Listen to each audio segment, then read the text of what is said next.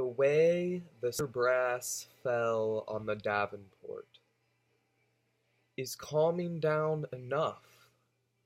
I've never been much of a remarkable man. I used to think there was one way to heaven and one way to hell, until the tree burned down.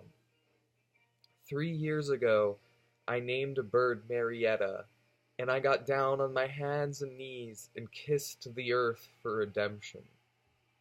That was the morning the tree burned down.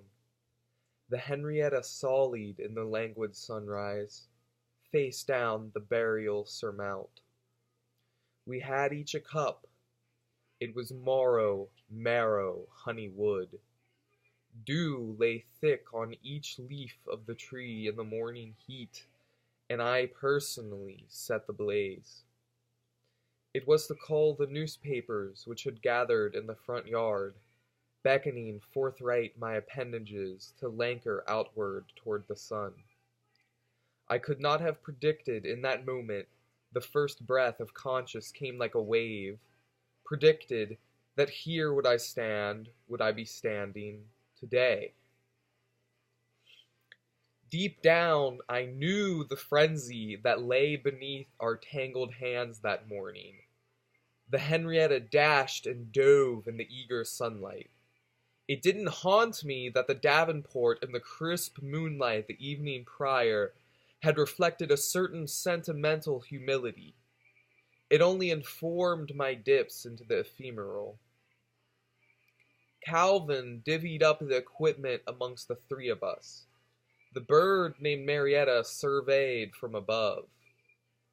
Seen as the three of us had already endeavored to cliché ourselves, it came as little surprise that we fell right over the davenport on the way down. Didn't I already tell you it was bloody murder out here today? The bloody hell, the bloody heaven could not contain our funerary wishes as the tree smoldered down to the earth from which it grew. Had I indeed predicted the end of the world where I stand, my skull should not become engulfed in flames, nor my shoulders trembled, nor should I blink. Neither did I truly believe that whatever could be happening would ever stop happening. It was not without great intent, however, that I mapped the pages from hither to thither thusly, with poise. Had I possessed such utter grace as to line the pages with the tree of the ashes, no word should lay misplaced. Yet frown upon morrow, the marrow honey wood, that Marietta should have narrowly escaped the threshes of a barbarous toil heavenward. Ne'er escape the thought that in act the escape to heaven should yield pressure upon the earth. That not yet was considered. See evenly as the horizon, marked with the wicked spawns of earth, the dispelled tremors quivered under folded newspaper amidst the bottom of a trash heap, singing soliloquies toward Jubafat 10 tinsel-fold, seeking vengeance. Even now the crumpled pages lay twitching in featurette agony, and slowly accompanied by trombone. Vanished the thought. Yet did not a skeleton at sea seek fortitude, nor a stranger in the city hospice?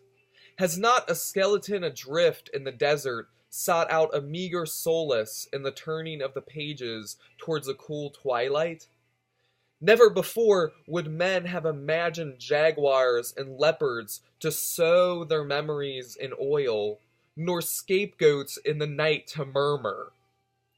"We want out," is perhaps what they say, but it is of no cause of concern to ruminate deadly wastelands of habaneros or the kind of turmeric that penetrates the bone marrow. Seeing only sake thus, spake names of gods and fortresses, nor did foreseeing foretell of the kind of agony that the Marietta would soon endure. Seen evenly as the puppets who hang from the sky, a child might ask, "Who hangs from the sky?" A wise parent would reply, "My child, it is they who hang from the sky, those who would be better suited to bitter dust in the wakening of the world's eye." So it is that with a sigh I write to you speaking of Henrietta, the electric cock. For this rainbow cock shall cock-a-doodle do, and when it do, no nobleman or even a blanket of clouds will soften its blow. Only a tower of clouds can save us now, that tower which is composed of the ocean, and relegates its secrets to those who hang by the ear from the sky. When the puppets are filled with coins, we shall see, and what we shall see will fill us with puppets, and the puppets shall only see coins. It will no longer matter whether the coins come up heads or tails, for now there are now more ways into both heaven and hell than slugs preside over China. It was written with intention that only the faithful would swerve the coming of the severe storm, and only the beast's own claws and horns should calm him. For this reason, magicians granted, tornadoes will swarm and multiply. These vortices see with penetrating depth the fault lines of the faulty, and come to claim the trembling. For the hour drew near which spoke the white hand and the black hand of hope and futility. These hands in unison speak not one to the other, so has been said. Said over time, sentences have a way of remarking the man. Seen is why the sunlight hath forsaken us. So, in the burning hour of morning, I had not yet understood as to why the tree will burn. I only then knew that burn it shall, and in burning I knew mourning. Weeping neither quenched my thirst nor dried my eye sockets. Rather, the tears themselves flee as if hellhound toward the rumbling tummy of the ground. Hunger was neither satiated by laughter, for laughter stole only the finest ethers of the stomach and sent them flying toward heaven. Spilling my guts evenly upon the jagged horizon of dawn, I spent several hours naming a bird simply to bury it. Such a bird did not exist in the normal sense, for I am not a remarkable man, and neither will a bird calm nor claim my mediocrity. Such a fate as dangles at a loss before my eyes, or clings oppressively inwardly speaking, could never understand words the way we do, only speak them. Saying thus, it would recoil itself into its ball, and retire into the earth from which it is risen. Has not even a man unremarkable as I spoken of bygone hours as if they were heroic clouds? Wouldn't it then stand to reason that the reason the number of men fills clouds in the sky with vigilance, no murderous thunder would echo amongst men in the valley, yet seeing is believing for some and not for others? No longer yet would a man wait at the threshold of the village to enter, but come galloping in with thrashing cock to master its people. Such a man might murder his fellow, yet the cedar brass falls upon the davenport just the difference of a hair's threshold. It might then follow intuition that a hair's threshold spans the gate separating heaven from hell, and the number of hairs be multiplied. For hairs themselves are but vortices which see deeply into the fault lines of the mind. The faulty mind trembles at the thought of being seen, yet is taught never to speak ill of thinking. Such a mind would ruin and rot if not held by string from the sky's delight in shimmering. Some words could not logically parade without a faulty line or two. Yet trembling is not our dilemma, nor is the Henrietta well pleased with Marietta. Seeing though as it is that the morning light fell upon the upended night, we cannot speak of curses nor blessings without remorse and respect for the thousands and millions of newspapers who gave their lives in the filming of this documentary. It was not without retreading old dead things that forethought was given, nor is it taken from the dead to give to the living, but that the breathing in between is a middleman, unremarkable. Such breathing is not wavering or trembling, nor shattering, but shimmering. Such a line is steadfast in design and simple in execution. Only the middle knows balance, and perched upon the stoop, imaginary Marietta protests the Henrietta for the death of tree. But a noble butt would never sit upon the earth without regretting tree's way of seeing the buttliness which exists in defiance of nobility.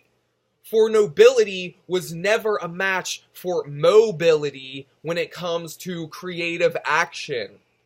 Only a flexible mind is calm amidst the storm, and only an imaginary bird can read a newspaper without being sucked into a vortex by it.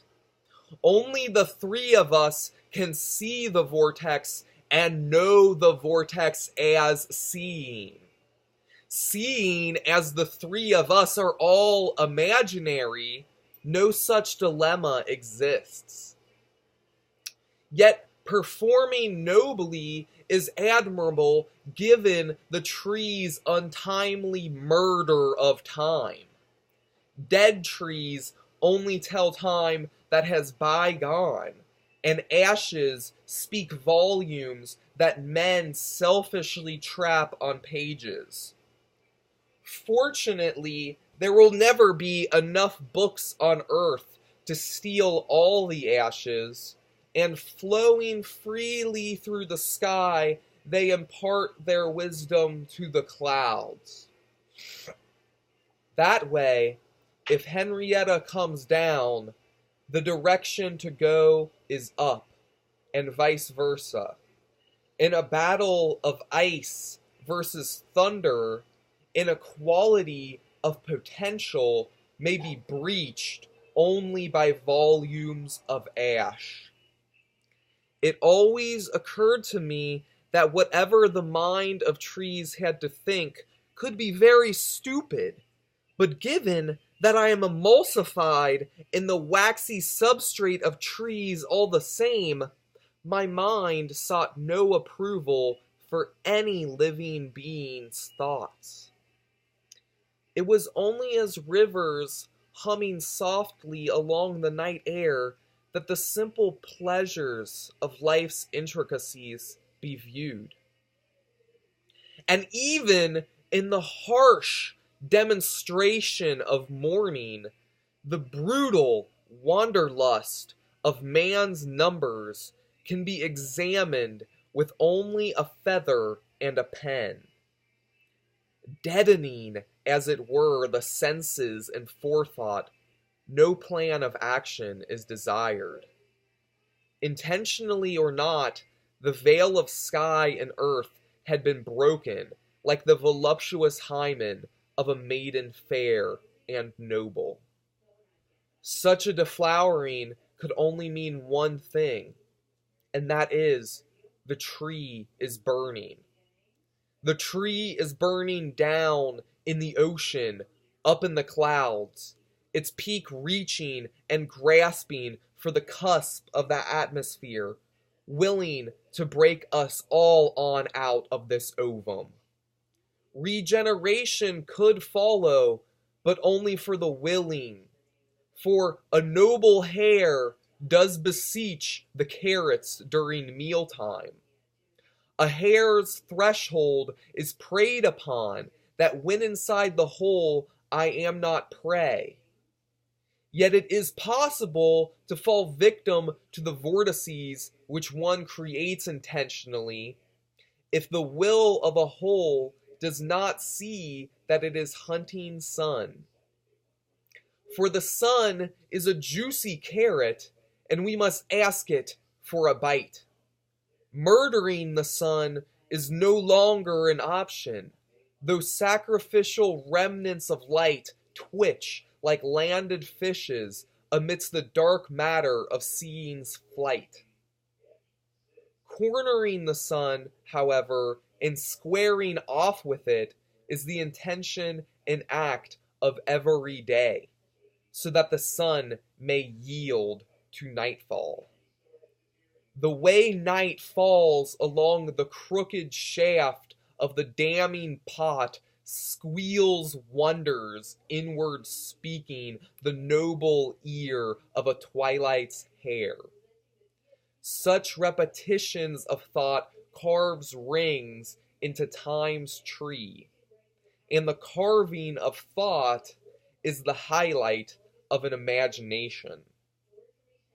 An imagination which, given the space and time, will yield trees and ashes to open up folded acres of which none had yet been counted upon. Relying upon the unknown, a bird will return flight to the three of us. I trust nothing said has sensed the squealing yet, or the cooing, but the howling and blowing of organs permeates an hour or two before dawn, and I am reminded of my coughing from the night before. In the dark depths of it I had been coughing, and my coughing carried a ring. With this ring I was to marry my wife, and forming a wing, take flight. Yet so many hours yet lay 'tween the seven of our angels, that no tree's tears could carve a river into the blanket of time which lay upon the laughing belly of a frenzied twilight fire buried in the hellish remnants of paradise at a loss for words. Unspoken formulae consecrate the viewing of newness. Unseen numbers in unheard of birds decorate the recesses of the naming faculty. Working together, colors and numbers could name birds and wings, and together forge rings which spin in supernatural timing. Such a device could count the number of years it would take a tree to burn down from a small fire inside it, which consumes one cell for each era of life. Such a tree would burn nobler still for knowing its lifespan. Such a naming would decorate its knowing with life, and some lives are others not. Yet each ring in a tree would count a kind of unknowing in repetition, carefully mounting, hesitantly yielding to thoughts. Come under thought to be carved. Trees burn bridges before bridges had names, because all alliances breed adversaries. Nary would a parrot nor canary in a coal mine discover a ferry to take them from hither to thither in real time. It hath been spoken thus: the devil and his angels cannot film nor telegraph the apocalypse, or hold a candle to the weight of a feather balanced on the soul of vision. A violet feather sparks violet flame, and violence is quickened by steady, calm hands. It can be sickening to know this world in its intimacies, but the vision complete of a man who counts colors can only compete with a tree as far as an ash's wings. Sensing prosperous despair, the Henrietta departed the seer, task in hand, without a second thought. The seconds which had gone by between the three of us resembled the difference of a threshold's remarking at a staircase to join it in sleeping like a tree. Trees sleeping dreams themes of laughter and weeping, in unison, never speaking one to the other, but the agony of seeing as a bridge tween them. Tween them and the 7 angels lay 7 hands on 7 leaves, containing 7 raindrops, holding each 7 bellies of fire, condensing the consecration of a howling and whipping wind.